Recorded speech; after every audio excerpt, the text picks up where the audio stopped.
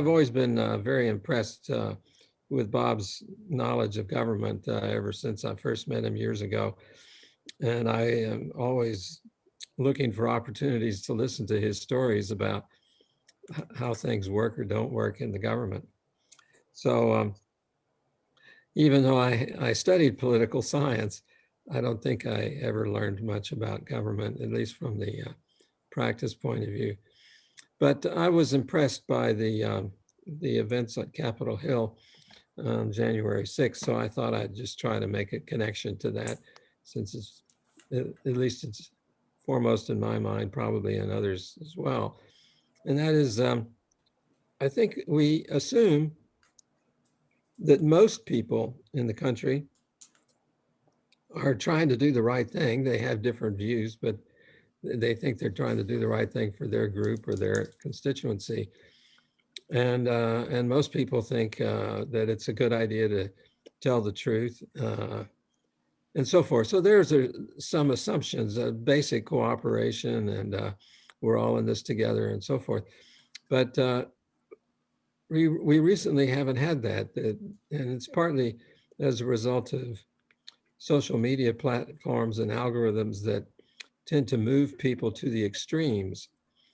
And so we're currently going through a process of trying to understand that, why it's happening and what would make things better. And so that's of interest to me. Next slide.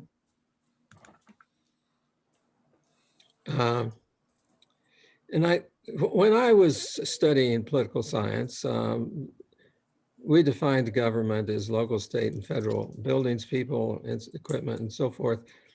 And ever since the revolutionary period, people have emphasized the role of education, the importance of a free press, and we've had whistleblowers along the way to reveal corruption and falsehoods. Next slide.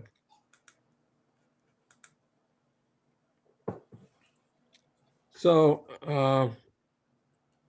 I'm just sitting here, just emphasizing the importance of truthful communication. And then, of course, citizens need to learn how to find truthful communication. They need to learn somehow what are the reliable sources and what are the unreliable sources. And this is something I think a lot of people are struggling with today.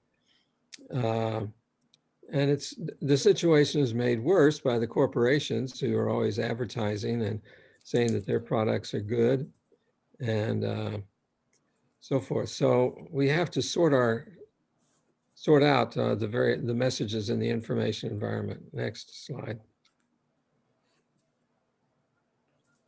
And then we've talked about social media and some of them that like this Rule 230, which releases platforms from responsibility for false information posted on their websites.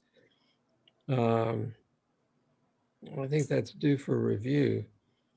And then the programs that pay people, if you get a lot of clicks on your website, the information doesn't need to be truthful, and nobody checks whether the information is truthful. But if you can say it in a flashy way that generates clicks, you can earn a living.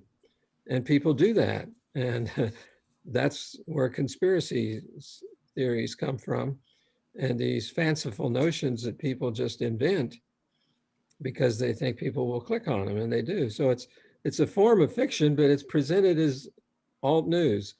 And I think we just haven't yet figured out how to cope with this.